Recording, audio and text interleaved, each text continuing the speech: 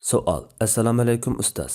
Qadr kechisining duosi haqida Aisha radhiyallohu anhadan rivoyat qilinadiki, u zot: "Ey Rasululloh, agar qaysi kechining qadr kechisi ekanligini bilsam, uningda nima deydiganligimni deb bergan bo'lsalar" dedim. Rasululloh sallallohu alayhi va sallam: "Allohumma innaka afuvun karimun tuhibbul affa fa'fu anni."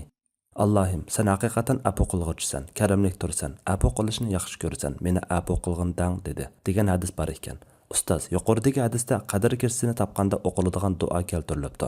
Biz kecha burun kiradi, kunduz keyin bo'ladi deb biladiganmiz. Ham shu bo'yicha qadr kechisini tong atgandagi alomatlarga asosan bilamiz deb tushunib ketdiganmiz. Undaqda bu kechini topsam degan gapni qandoq tushunamiz?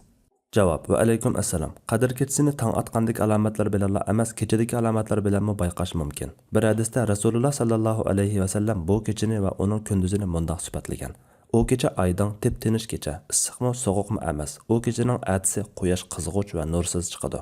Yana bir hadisda payg'ambar sallallohu alayhi va sallam mundoq degan: qadr kechisining alomati shuki, kecha xuddi nur chechib turgan to'lin oy bordagidek so'p-so'zuk, oydan jimjit bo'ladi. Havo sovuqmi, issiqmi bo'lmaydi. Toki tong atqucha shaytonlarni ko'ydirguchi yulduzlarmi etilmaydi. Uning alomatlarining yana birisi shuki, atisi saharda quyosh xuddi 14 kunlik to'lin oydek oq va nursiz chiqadi.